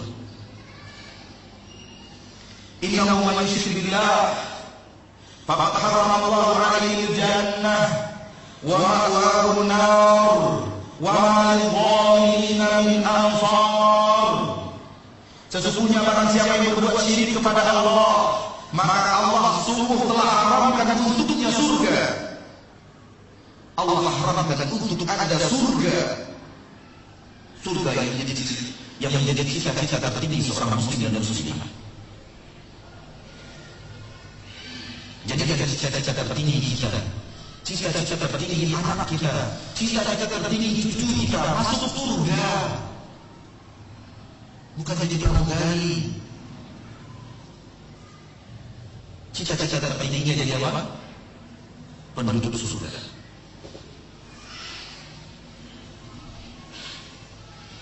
Cita-cita tertingginya bukan arsitek ulung. Cita-cita tertingginya bukan menjadi dokter terkenal, artis selebriti yang memiliki komunitas paling hebat di paparan selama 20 tahun. Tidak ada artinya. Kalau harus akhir dengan neraka Allah Subhanahu wa ta'ala. Namun sayang, ada orang tua muslim, Anaknya tampil di daerah kaca ditonton oleh jutaan kaum muslimin. Pakaiannya berjejeral di atas lutut. Perempuan. Bangga perempuannya, anak saya yang ambil. Ditonton oleh seluruh orang di Indonesia. La ilaha illallah. Semua itu untuk apa? Untuk mencapai puncak. Untuk menjadi bintang. Untuk apa jadi bintang kalau orang sempurna? Untuk apa sampai di puncak kalau akan jadi neraka Allah? Toh seorang Fir'aun tidak ada arti bagi Fir'aun. Kekayaan Qarun tidak ada arti bagi Qarun. Saking kayanya Qarun itu, dijelasi orang menggali tanah dapat harta si Qarun itu. Saking kaya Qarun itu, subhanallah. Entah kapan Qarun sampai ke Cilengsi. Bermanfaat itu bagi Qarun tidak ada manfaat sama sekali.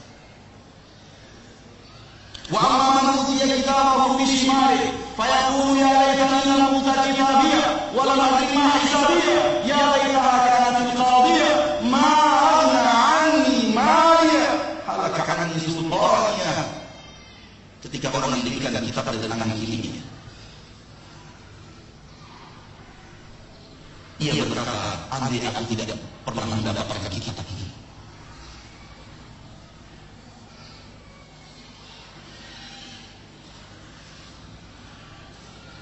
Aduhai gerangan, alangkah beratnya keputusan ini. Ternyata tidak bermanfaat untukku sedikit pun hartaku. Hancur seluruh kekuasaan dan kekuatanku. Harta tidak bermanfaat. Anak tidak bermanfaat. Kedudukan dan kekuasaan ketenaran tidak bermanfaat kalau harus berakhir dengan 5 catatan di sebelah kiri kita. Apa yang terjadi? Khudhu fagullu thumma al-jahima sallu. Ambil dia, belenggu dia, seret dia, masukkan ke dalam neraka.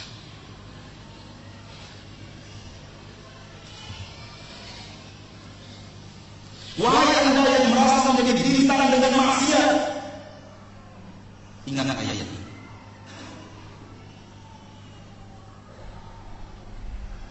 Wahai anda yang merasa dirinya mencapai puncak kekuasaan dengan maksiat, dengarkan ayat yang kita bacakan tadi.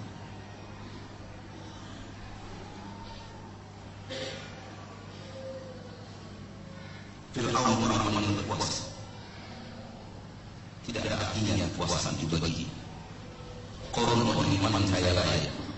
Tidak ada arti daripada kekayaan itu bagi dirinya.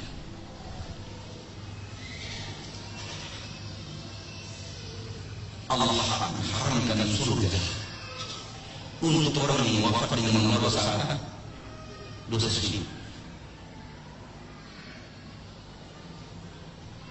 6 apa yang besar telah kita sebutkan. Dan ini 5. Kita ambil yang besar-besar saja, yang kecil banyak. Kita ulang secara ringkas.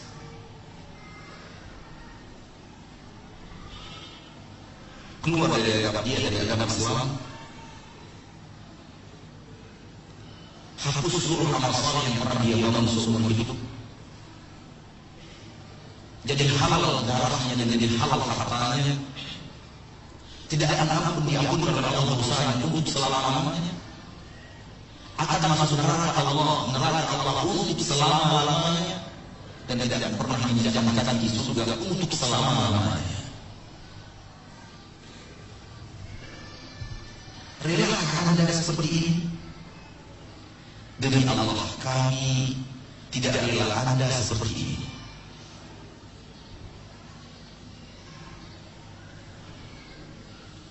Namun dengarkan 2 persaksian datang dari 2 pedagang. Satunya pedagang kota Aur Bukit Tinggi dan satunya datang dari pedagang kota di Pasar Pusat Pekanbaru. Saya tidak tahu oleh Tanah Abang. Pedagang-pedagang Tanah Abang ini ada di sini. Kalau ingin mereka bersaksi dan disampaikan kepada saya, apakah sama atau tidak? surga pasal ini masih persaksian dua manusia, satunya berdagang di Al-Qur'an Bukit ini, satunya berdagang di Pasar Pusat Pekanbaru. Kata mereka berdua kepada saya, Allah saksi apa yang saya katakan. Pedagang-pedagang itu jauh lebih banyak yang pakai tanggal dibanding yang tidak pakai tanggal.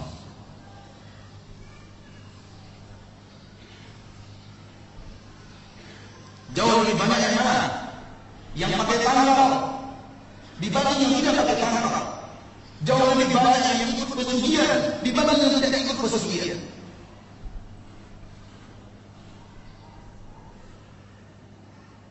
Ini potret akidah umat Islam.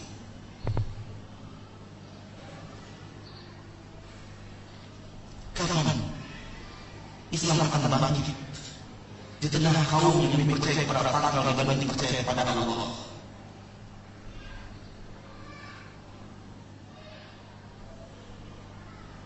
Kapan Islam akan bangkit di tengah kaum yang lebih yakin di tanggal yang akan mendatangkan rezeki kepada dirinya dibanding Allah yang memberikan rezeki?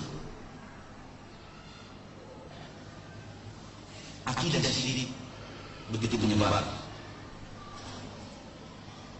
Di antara syirik-syirik kecil yang bisa mengantarkan kita kepada syirik besar, kuku-kuku masuk rumah, kita pun berkata, siapa ya tamu yang mau datangnya?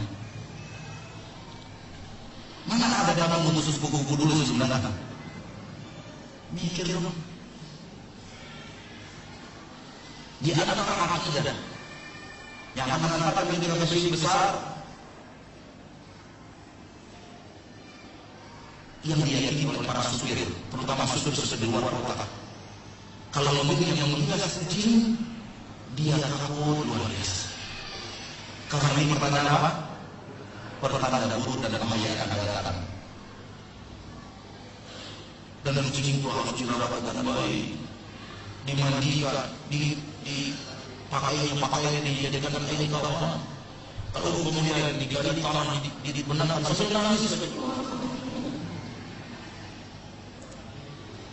Manusia aneh dan ajaib. Tapi dia menyeluruh. Banyak sekali orang yang yakini hal-hal seperti ini. Para pedagang lainnya, pedagang-pedagang di pagi hari ketika awal membuka toko, diambilnya duitnya, dipukul-pukulannya pakaian itu. Tangan. Dengan penuh keyakinan kalau dipukulkan itu mengundang. Namun yang anehnya kadang dibutuhkan uang $1.000. Kenapa kalau uang $1.000 sekalian aja? Awal pakai dolar gitu. Pakai dolar $1 pun aneh. Sebagian keyakinan pada pedagang, kotak uang tidak boleh kosong. Tidak boleh apa?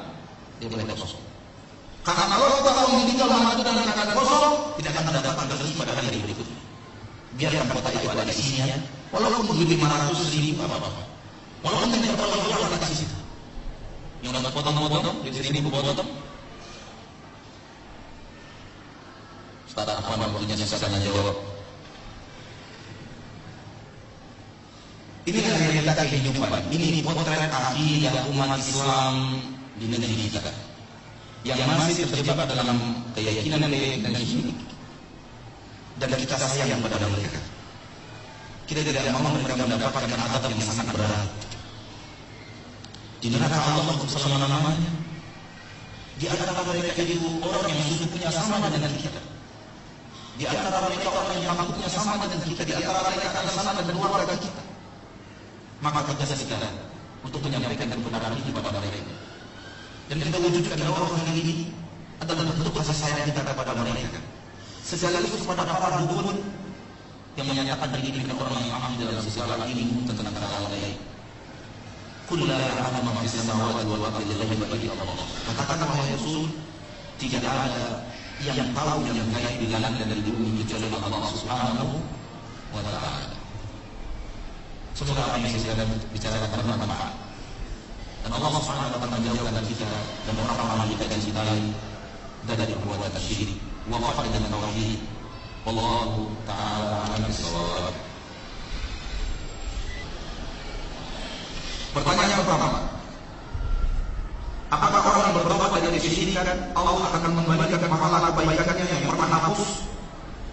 Sebagaimana orang-orang kafir yang masuk ke dalam Islam dengan kebaikan-kebaikannya? Jawabannya ya. Jawabannya adalah ya, Allah akan kembalikan amal solehnya kalau dia bertobat kepada Allah Subhanahu wa taala. Karena dalam surah Al-Furqan di bagian-bagian yang terakhir Allah bercerita tentang taubat. Taubat apapun. Oleh karena itu, ketika Allah mengatakan taubat, Allah berkata, "Faulaika yubaddilullahu sayyi'atihim hasanat." Dalil ini dengan dalil ini dinyatakan oleh ulama Ahlussunnah bahwa orang yang taubat dari syirik, yang telah hapus dosa-dosanya, telah hapus pahala-pahalanya, akan kembali pahala itu pada Tuhan dan keadaan. Allah Maha Pengasih dan Maha Penyayang. Allah tidak membiarkan kita mulai dari awal. Aslamta ala aslamta min khair. Kamu masuk Islam bersamaan dengan kebaikan yang pernah kamu lakukan sebelumnya. Rasul mengatakan di dalam kata beliau kepada orang-orang beragama Yahudi dan Nasrani, aslim taslam yu'tikallahu al-ajra marrataini. Masuk Islamlah kamu akan selamat, Allah lipat gandakan pahala menjadi dua. Kalau ada orang Nasrani masuk Islam, kalau ada orang Yahudi masuk Islam, keyakinan kita ketika dia beramal saleh dan kita beramal saleh di sampingnya, orang masuk di awal, kita dapat pahala satu, dia dapat pahala dua. Anak punya adik ipar yang suka dukun dan mempercayai jimat-jimat dan tangkal-tangkal. Apabila sudah nasihati tetapi dia tetap tidak mau untuk berhenti, bolehkah anak menyuruh adik anak untuk menceraikannya? Berarti kita punya adik laki-laki, istrinya suka dukun. Baik. Pertanyaan kedua, apakah disyariatkan istri menceraikan suaminya apabila suaminya suka berbuat syirik? Semenjak kapan ada kamu istri menceraikan suami? Sejak kapan ada kamu sama istri menceraikan suami? Tidak ada. Istri tidak pernah punya hak untuk menceraikan suami. Istri punya hak untuk menuntut cerai. Menceraikan suami tidak apa-apa. Ya, menuntut cerai. Pertama minta cerai kepada suami langsung. Kalau memang sudah kesalahan berumah tangga dengan suami itu, atau menuntut cerai ke pengadilan. Orang-orang yang diberikan kewenangan oleh pemerintah untuk mengesahkan pernikahan dan membatalkan. Waliul ahad, waliul amr. Kalau kita memiliki adik yang istrinya atau istri kita datang pemilihan, atau istri kita datang pemilihan, suka dukun. Nasihat dia untuk berhenti dari perbuatan tersebut. Dengarkan apa yang dia sampaikan ketika kita tanya kepadanya, kenapa Anda dukun? Kalau dia yang dukun itu yang melakukan rezekinya, dukun itu yang memberikannya kemudahan, maka dia orang musyrik. Kalau dia orang musyrik, maka hukum bercerai harus terjadi. Kalau dia tidak bertobat, dia tidak bertobat tidak mau. Tapi ada orang yang berdukun, namun dukun baginya hanya usaha. Hati-hati, ada perbedaan. Kita tidak sampai mendetail tadi karena kita ingin membahas sebuah yang lebih besar. Dukun baginya hanya sarana.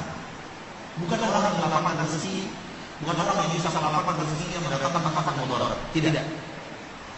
Bagi dia yang dukun bagian dokter hanya usaha. Sebagaimana dia meyakini yang menyembuhkan saya hanya Allah.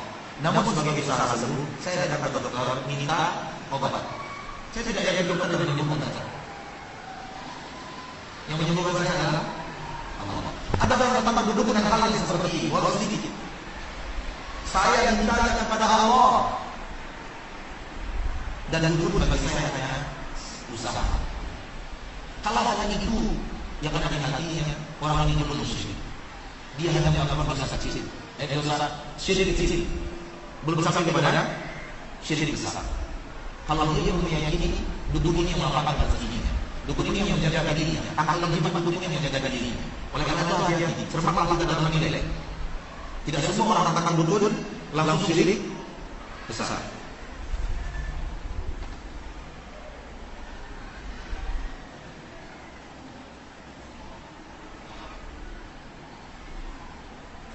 Di daerah ada acara peringatan 100 dan 1000 hari kematian. Di daerah Anda juga ada.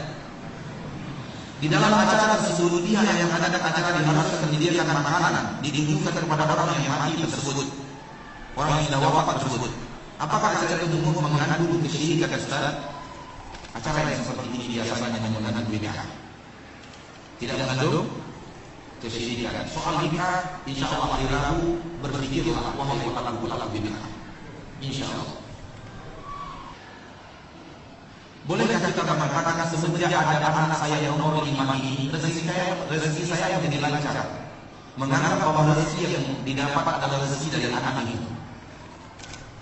Kalau dia hanya menceritakan keadaan tanpa terganggu keyakinannya Allah yang melapangkan rezekinya semenjak anak nomor 5 itu, tidak apa-apa. Tapi kalau dia yakin anaknya ini yang hebat, anaknya ini yang pandai mendatangkan rezeki, itu syirik. Tapi kalau dia mengucapkan itu, namun akidahnya tidak berubah, Allah mendatangkan. Tapi semenjak anaknya lahir, itu belum syirik. Kalimatnya salah. Baru benar kalimat itu dengan mengucapkan alhamdulillah. Semenjak anak saya mengenal lagi Allah melapangkan rezeki saya. Itu kalimat yang benar. Ucapkan alhamdulillah, katakan Allah melapangkan rezeki, dan itu dimulai sejak anak nomor 5 lahir. Kalau kita katakan mungkin rezeki anak nomor 5 ini besar diberikan oleh Allah, mungkin. Karena kemudian anak nomor 5 lahir, kalau lapang rezeki ada anak nomor 1, ya tidak. Dari mana kita tahu? Semua ada di gaya Allah. Mungkin. Kita hanya mengatakan yang itu mungkin. Tidak ada orang sama sekali. Karena tidak ada kemampuan kita untuk mengetahui yang itu. Sama dengan hujan. Itu kalau kita sudah menduduk, waduh, mau turun hujan ini. Itu kalimat pendek kayak tadi. Kalau tidak ada keyakinan di dalam hati bahwa awan akan hujan secara alami, tapi hujan itu diturunkan oleh Allah, hujan yang diturunkan oleh Allah. Namun dia kondisi mau hujan ini hanya sekedar itu kesalahan nafas. Kesalahan nafas. Yang benar adalah insya Allah mau turun hujan. Insya Allah kalau Allah ingin berkehendak, insya Allah. Ada yang mengatakan jimat itu hanya sebagai syariat saja. Jimat hanya sebagai syariat saja. Akan tetapi keyakinan kita hanya kepada Allah. Syariat yang ada melarang kita berjimat. Masa jimat dibilang syariat? Syariat yang ada melarang kita memakai jimat dan tangkal. Nabi melihat ada jimat di tangkal salah seorang yang ada di zaman beliau hidup. Nabi bertanya, apa ini? Ia menjawab bahwa tangkal Allah itu jimat. Kata Rasulullah SAW, "Inzi'ha." Cabut jimat dan tangkal yang ada di tubuhmu. Fa in minta wa hiya 'alaika kalau kamu wafat, jimat masih nempel di tubuhmu, kamu tidak akan berhenti untuk selama-lamanya. Bagaimana dengan orang-orang yang berbuat syirik? Ini yang terakhir. Ini pertanyaan kita yang terakhir. Bagaimana dengan orang-orang yang berbuat syirik, kesyirikan, dan yang masuk syirik tentu syirik akbar besar, tetapi mereka masih sholat? Apakah dia juga orang-orang yang musyrik?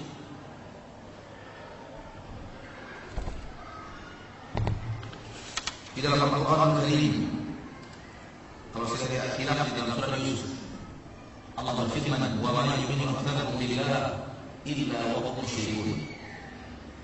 Tidaklah mereka kebanyakan orang yang iman kepada Allah namun bersesat iman itu mereka sesatkan kesyirikan. Tetap saja musyrik. Tahukah Anda bahwa ketika dia melakukan kesyirikan, tidak ada arti sholatnya itu. La yahbatanna amaluka wa la takunanna minal khasirin, akan menghapus seluruh amalan yang tidak ada artinya. Mau sholat, mau puasa, mau haji, mau zakat, mau berbakti kepada orang tua, tidak ada artinya. Dengan mengerjakan syirik. Artinya apa?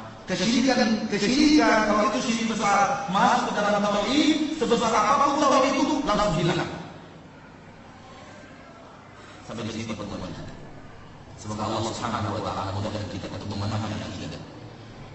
Perjuangan kita yang paling besar sampai kita wafat, perjuangan mempertahankan akidah agar tidak tercapai oleh syirik.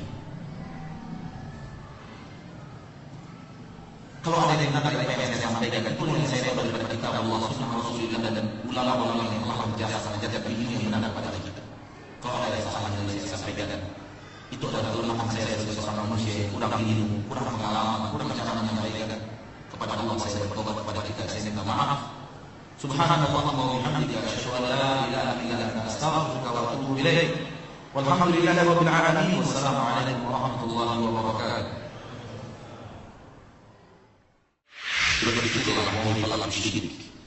وما خلقت الجن والإنس إلا ليعبدون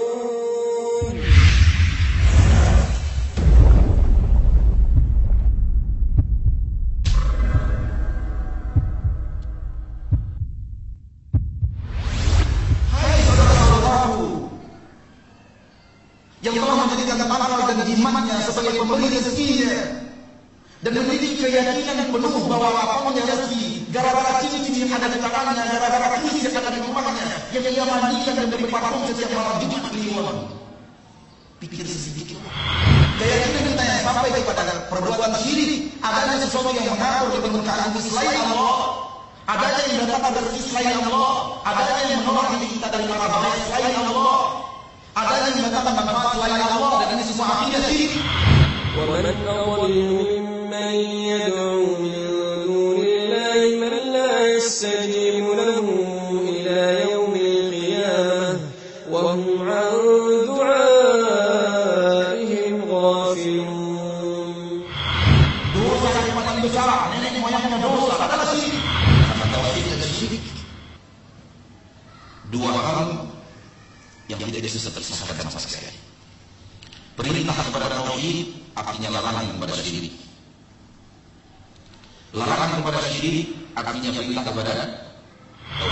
Wa ma khalaqtul jinna wal insa illa liya'budun. Tidaklah kuciptakan jin dan manusia kecuali agar mereka beribadah kepadaku saja. Ya'buduni, beribadah kepadaku, dan Allah tidak beribadah itu. Karena orang yang tidak beribadah kepada Allah, dia akan menderita dunia dan akhirat. Maka kalau ustaz sudah mengajar, namanya ustaz, kalau dia mengajar orang memasak bakal, memasak jimat, bermain dengan jin, ini bukan ustaz. Ini dukun bersumpah. Jangan pernah yakin itu. Karena yang mendatangkan manfaat dan menolak mudarat, yang bisa menghalangi kita dari mudarat adalah Allah. يا أيها الناس اذكروا نعمة الله عليكم هل من خالق غير الله يرزقكم من السماء والأرض لا إله إلا هو فأنى تؤفكون.